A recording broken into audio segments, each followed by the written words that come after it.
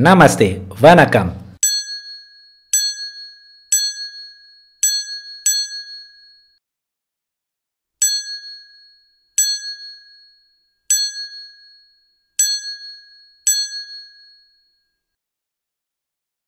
Movie Rangers, apa kabar kalian semua? Tetap semangat ya menjalani ibadah puasa khususnya di detik-detik terakhir bulan Ramadan ini. Jangan lupa subscribe Restock Movie dan follow sosial media kita yang lain ya, seperti Instagram dan TikTok. Karena mulai sekarang, Restock Movie mempunyai akun TikTok bernama @bangjeder. Hari ini Bang Jeder akan menceritakan film berbahasa Tamil yang berjudul Katti. Film ini dibintangi oleh aktor Kollywood papan atas Joseph Vijay dan disutradarai oleh Murugadoss. Ini adalah film Vijay dengan IMDb tertinggi, skor IMDb-nya 7,9. Film ini bercerita tentang perjuangan narapidana membantu masa depan para petani yang tanahnya dirampas. Oke, langsung aja put your headset on and listen to me.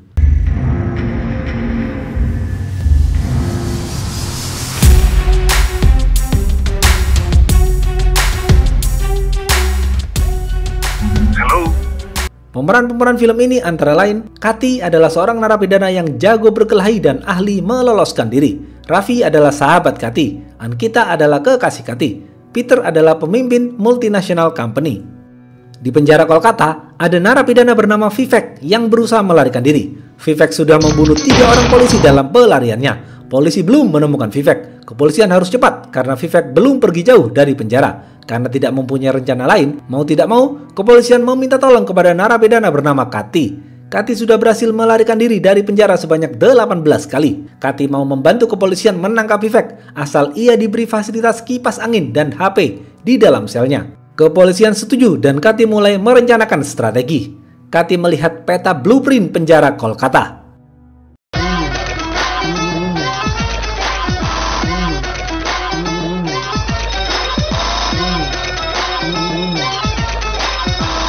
Katti melihat saluran pipa air bawah tanah yang ada di penjara. Katti yakin Vivek melalui pipa itu. Setelah itu, Katti dan kepolisian langsung melakukan pengejaran kepada Vivek. Katti melewati saluran pipa air dan berhasil keluar dari penjara. Polisi dan Katti terus berlari mengejar Vivek. Setelah melihat Vivek, kepolisian menembak kaki Vivek.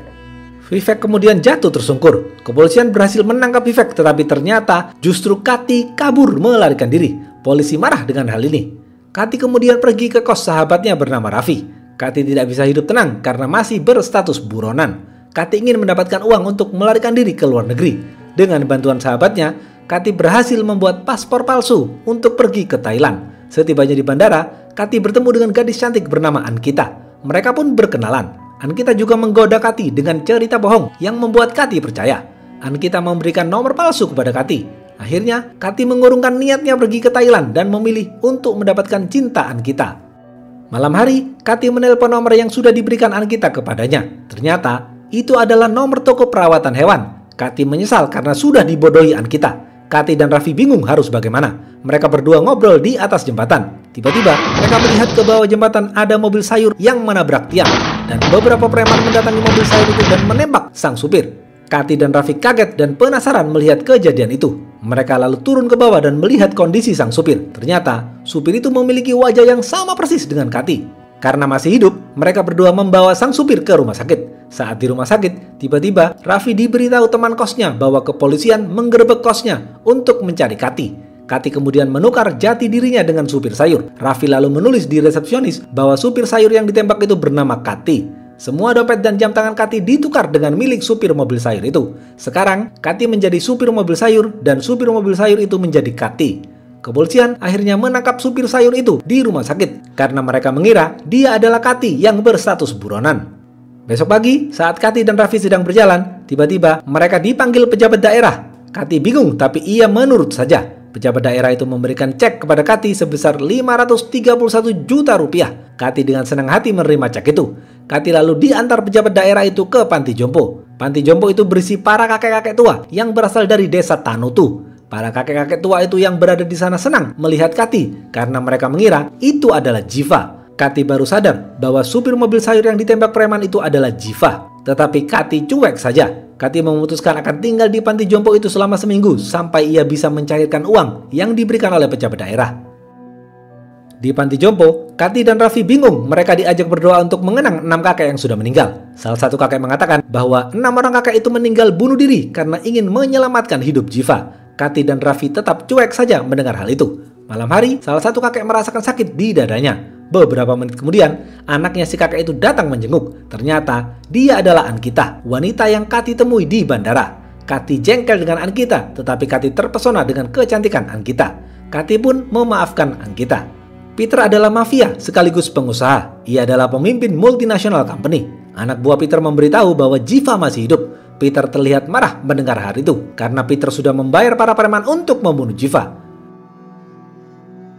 Ziva bangun dari tidurnya setelah dioperasi. Ziva kaget karena ia berada di penjara. Ziva teringat bahwa ia dibawa ke rumah sakit oleh seseorang yang wajahnya mirip dengannya. Ziva lalu menjelaskan semuanya kepada kepolisian bahwa dirinya bukan narapidana yang dimaksud. Ia bukan Kati. Kepolisian pun percaya dengan Ziva, tetapi kepolisian tidak bisa langsung membebaskan Ziva. Vivek yang mendengar hal ini ingin membantu Ziva lolos dari penjara agar bertemu dengan Kati. Vivek juga ingin membunuh Kati. Besok pagi, sebuah mobil yang mengaku dari stasiun televisi datang ke panti jompo dan ingin mewawancarai Kati karena mereka menganggap Kati adalah Ziva. Saat reporter dan kameramen siap memulai wawancara, tiba-tiba mereka berdua mengeluarkan pisau dan berusaha membunuh Kati. Tetapi Kati yang ahli baku hantam berhasil menghajar 2 wanita itu.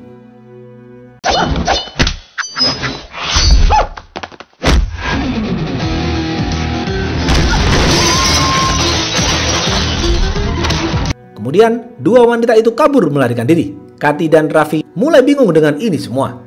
Keesokan harinya, Kati dan Raffi pergi ke pasar. Kati ditodong preman pasar dan dipaksa masuk ke dalam mobil. Kati kemudian diantar bertemu dengan Peter. Peter menyangka itu adalah Ziva. Peter mengatakan, "Hei Ziva, aku ingin surat pernyataan beserta 10 tanda tangan pemilik tanah di desamu dan tarik kembali kasus di pengadilan.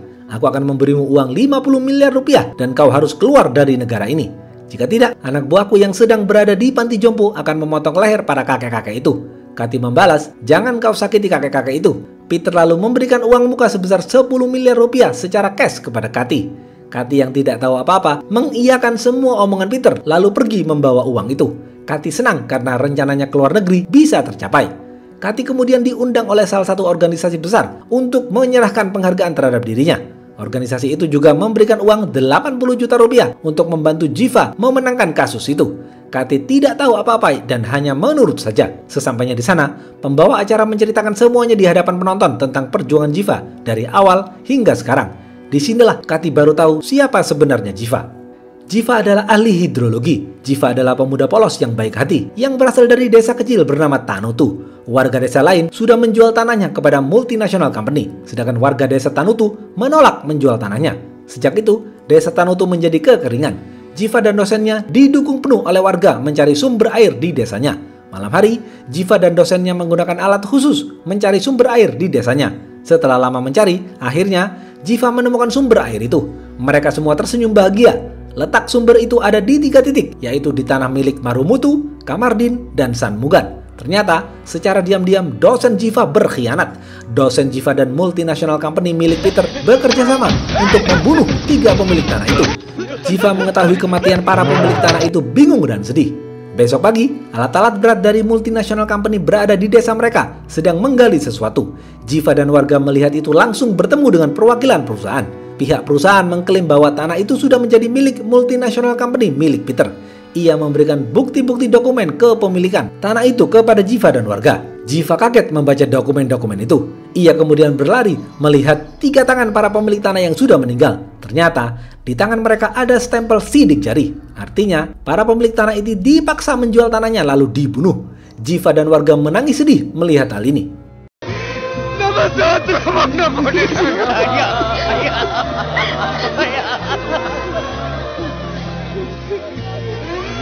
Ziva baru sadar ternyata dosennya adalah pengkhianat. Ziva dan warga melaporkan hal ini kepada kepolisian, tetapi kepolisian tidak menggubris.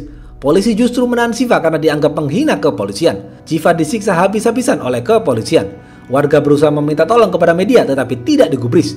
Warga juga memohon kepada kepolisian agar membebaskan Ziva, tetapi tidak digubris. Warga desa putus asa dan kehilangan arah. Kemudian, 6 warga desa nekat mengundang media untuk melakukan bunuh diri secara langsung. Mereka melakukan itu agar suara mereka didengar dan Ziva dibebaskan dari penjara. Sebelum melakukan bunuh diri, salah satu kakek mengatakan, "Aku terpaksa melakukan ini karena kalian tidak mendengarkan kita. Sekarang kalian semua akan meminum darah petani yang bercampur dengan makanan kalian." Mereka langsung menggorok leher mereka sendiri hingga tewas.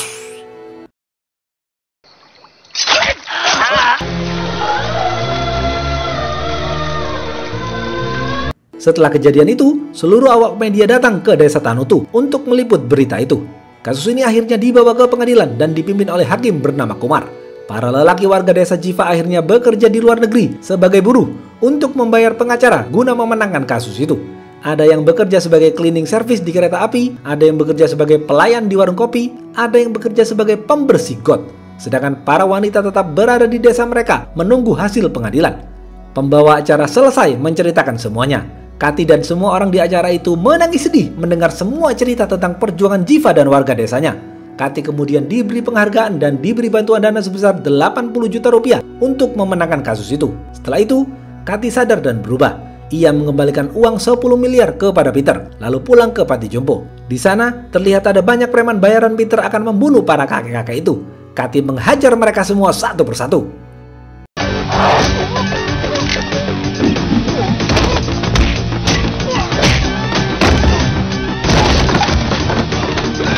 Setelah berhasil mengajar para preman itu, Kati mengatakan, "Mulai sekarang, aku adalah Jiva. Biarkan ia beristirahat di penjara sampai kasus ini berakhir."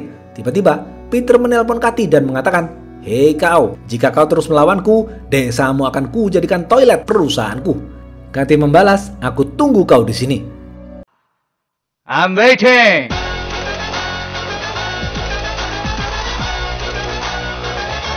Kati mulai mempelajari kasus itu. Kati kemudian pergi menemui hakim bernama Kumar dan mengatakan, "Jika kau tidak berlaku adil, aku akan menyuruh bocil yang tidak mempunyai SIM menabrakmu. Kau akan mati dan si bocil itu akan bebas." Hakim Kumar yang paham tentang hukum ketakutan dengan ancaman Kati ini. Hakim Kumar lalu pergi menemui Peter. Terlihat Peter sedang asik melakukan perawatan kumis di apartemen mewahnya. Tiba-tiba, Kati menelpon Hakim Kumar dan mengatakan bahwa ia sudah mengirim orang bayarannya untuk memberi stempel sidik jari di leher Peter. Setelah itu, ia akan memotong leher Peter. Artinya, Peter tidak bisa melindungimu. Peter melihat stempel sidik jari di lehernya, marah besar kepada Kati. Hakim Kumar lalu mengembalikan uang suap yang diberikan Peter dan kembali pulang. Karena marah, Peter mengirim preman bayaran untuk menghabisi Kati. Di sisi lain, di dalam penjara, Vivek bertemu dengan Jiva. Mereka berdua mengobrol. Mereka sepakat untuk saling membantu karena Vivek masih dendam kepada Kati. Jiva juga marah kepada Kati karena menukar jati dirinya. Dengan bantuan anak buah Vivek yang menyamar jadi petugas catering, Jiva berhasil melarikan diri. Para preman bayaran Peter mendatangi Panti Jompo untuk membunuh Kati. Para preman itu membawa parang dan bersiap membunuh Kati, tetapi Kati berhasil menghajar mereka semua.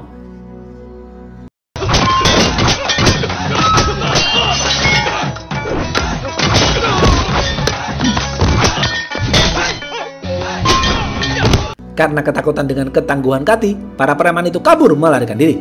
Besok pagi, sidang pertama digelar di pengadilan. Jaksa mengatakan, Peter sudah membeli tanah desa Tanutu dari warga desa secara resmi dan mempunyai 2000 dokumen resmi. Tetapi, pengacara warga desa mengatakan, tanah desa Tanutu adalah milik warga desa Tanutu. Akhirnya, hakim memutuskan memberi waktu 5 hari kepada warga desa Tanutu untuk membuktikan dan mengumpulkan surat resmi bahwa desa Tanutu adalah milik warga. Sidang pun dibubarkan. Kati lalu mengecek 2000 dokumen dari pengadilan. Ternyata dokumen itu adalah dokumen resmi. Kati kemudian menelpon beberapa warga desanya yang bekerja di luar negeri yang membuat surat itu. Ternyata mereka semua tidak pernah membuat surat itu. Artinya ini semua ulah licik Peter. Kati menyuruh mereka semua kembali ke India untuk memberikan kesaksian di pengadilan. Tetapi mereka tidak bisa kembali ke India karena paspor mereka ditahan perusahaan. Kati melakukan hal lain untuk mendapatkan perhatian media dan masyarakat guna melawan multinational company. Tetapi media dan masyarakat cuek saja dengan permasalahan ini. Kati dan warga bingung harus bagaimana. Kemudian ada 4 orang kakek yang menawarkan dirinya untuk melakukan bunuh diri lagi guna mendapatkan perhatian media. Nama பிரச்சனையை சொல்றதுக்கு வழியா இருக்கும்.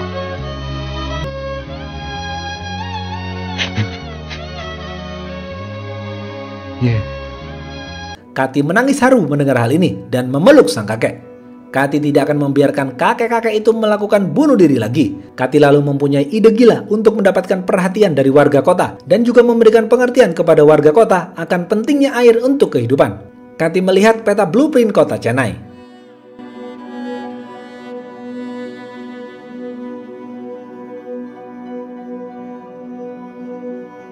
Ia berencana akan menghentikan saluran air di 5 titik agar orang-orang kota tidak mendapatkan air. Kati menyuruh para kakek memanggil semua teman dan keluarganya untuk bergabung melakukan ini.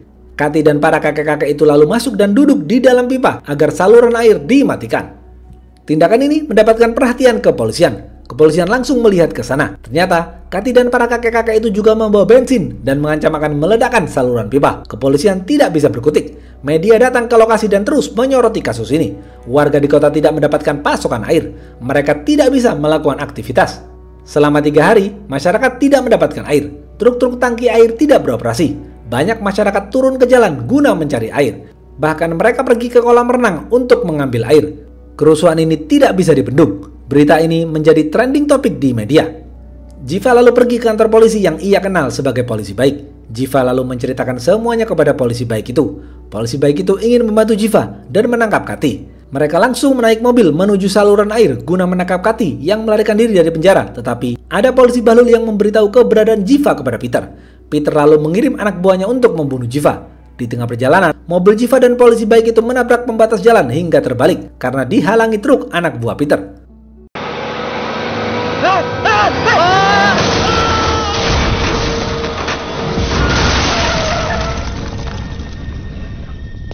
Anak buah Peter kemudian membunuh polisi baik itu dan membawa Jiva. Jiva kemudian bertemu dengan Peter dalam keadaan terluka. Peter kemudian mengatakan kepada Jiva, "Kau sudah berani menghajar anak buahku. Kau juga menghinaku dengan mengembalikan uang 10 miliar kepadaku. Kau mengancamku dengan memberikan stempel sidik jari di leherku." Jiva bingung dengan apa yang dikatakan Peter karena ia tidak pernah melakukan itu semua. Barulah di sini Jiva sadar, ternyata yang melakukan itu semua adalah Kati. Kati tidak seburuk apa yang Jiva pikirkan. Tiba-tiba, secara live di media, Kati keluar dari saluran pipa dan melakukan konferensi pers.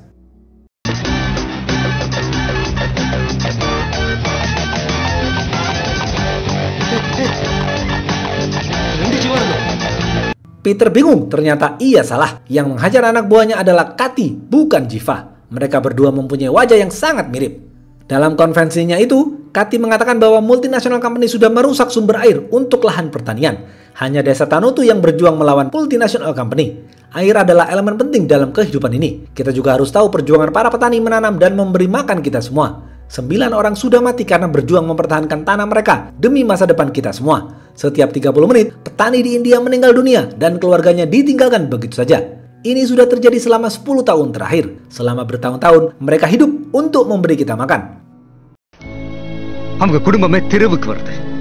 இது கடந்த 10 வருஷமா நடந்துகிட்டு வருது. அவங்களோட பரம்பரையை உங்களுக்கு சாப்பாடு போடுறதுக்காக வாழ்ந்த குடும்பம். Kita sudah meminta tolong kepada media dan masyarakat, tetapi kalian semua tidak ada yang menggubris. Media sibuk menyajikan acara joget reality show. Maka dari itu, kami terpaksa melakukan hal ini. Oleh karena itu, kami semua meminta maaf karena sudah melakukan ini. Kami semua melakukan ini semata-mata untuk masa depan kita bersama. 40 menit ke depan, kalian akan kembali mendapatkan air. Tetapi, masa depan desa Tanutu ada di tangan pengadilan besok. Masyarakat tersentuh hatinya dengan apa yang dikatakan Kati. Mereka semua menangis sedih mendengarkan perjuangan para petani. Sedangkan Jiva menangis bahagia karena Kati melanjutkan perjuangannya selama ini. Peter kemudian menelpon Kati untuk membawa surat tanda tangan 10 orang perwakilan desa Tanutu kepadanya. Karena jika tidak, Jiva akan dibunuh. Kati terpojok dengan hal ini. Mau tidak mau, besok Kati harus membawa Jiva hidup-hidup ke pengadilan. Di panti jompo, terlihat mereka sedang makan bersama karena kelelahan setelah melakukan protes di dalam saluran pipa. Tiba-tiba, salah satu kakek menerima telepon dari teman kosnya Raffi. Teman kosnya Raffi mengatakan, "Hei Raffi, hebat sekali pidato Kati. Kalian berdua bisa terkenal sekarang dan masuk televisi." Barulah di sini para kakek tua itu tahu bahwa Kati bukan Jiva. Selama ini ia berbohong. Kati kemudian datang kepada para kakek tua itu dan meminta 10 tanda tangan untuk menyelamatkan hidup Jiva. Kati berjanji akan memenangkan kasus itu besok. Awalnya, para kakek itu marah karena selama ini Kati berbohong. Salah satu kakek juga menampar Kati. Raffi angkat bicara dan mengatakan semuanya kepada para kakek itu. Raffi mengatakan bahwa Kati menghajar semua para preman Peter dan mempertaruhkan nyawanya untuk berjuang membantu kalian. Para kakek tua itu kemudian sadar dan menandatangani surat itu. Para kakek itu percaya penuh dengan apa yang dilakukan Kati karena Kati mempunyai niat mulia. Setelah mendapatkan tanda tangan, Kati pergi menemui Peter. Di gedung bawah tanah Peter, Kati melihat banyak reruntuhan kayu yang berasal dari desa Tanutu. Reruntuhan itu adalah rumah warga desa Tanutu saat digusur oleh Peter. Kati semakin terbakar emosinya. Kati menunjukkan surat itu kepada Peter dan meminta Peter agar membebaskan Jiva. Peter mengatakan, tujuanku memanggilmu ke sini bukan untuk membebaskan Jiva. Katy membalas, tujuanku ke sini juga bukan untuk memberikan surat ini kepadamu. Katy lalu menyopek surat itu di depan Peter. Peter marah kepada Katy. Peter mengambil pistol dan berusaha menembak Katy, tetapi digagalkan oleh Jiva. Jiva mendorong Peter sampai jatuh tersungkur. Katy lalu menghajar anak buah Peter satu persatu.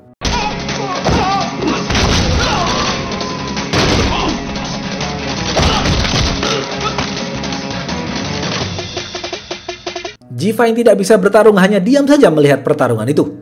Setelah menghajar semua anak buah Peter, tiba-tiba Peter menusukkan pisau kepada Katy. Katy masih bisa bertahan dan melepas pisau itu. Katy dan Peter saling dorong dan mencekik. Katy lalu melihat ada besi tajam yang menempel di reruntuhan kayu. Katy terus mendorong Peter ke arah besi itu. Katy kemudian mendorong Peter dengan kuat sehingga badan Peter tertancap besi tajam itu hingga tewas.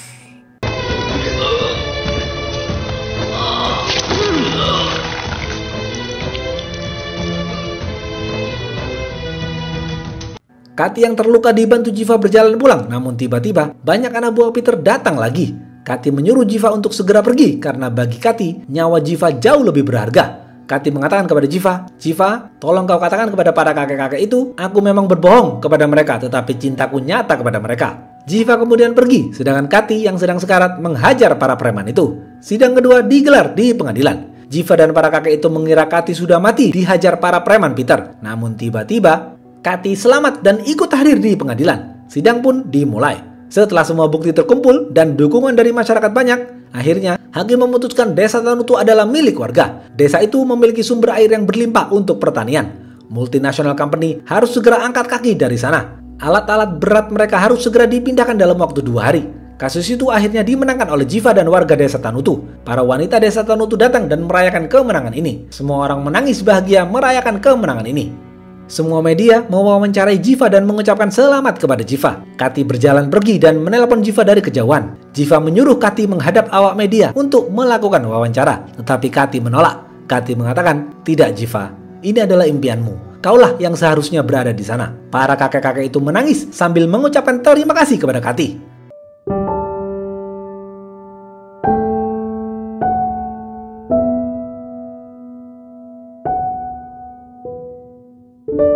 Katy kemudian pergi dan merenung. Ia dengan bijaksana memutuskan untuk menelpon polisi dan menyerahkan diri. Katy lalu kembali ke dalam penjara. Habis. Apa pesan dari film ini? 1. Kita harus menghargai jasa para petani yang mempertaruhkan nyawanya untuk memberi kita makan. Tanpa jasa mereka, perut kita tidak akan terisi. 2. Bumi, air, dan kekayaan alam yang terkandung di dalamnya dikuasai negara dan harus dipergunakan untuk sebesar-besarnya kemakmuran rakyat. Oke, segitu aja video kali ini. Jangan lupa like, comment, and subscribe ya. Stay watching and see you.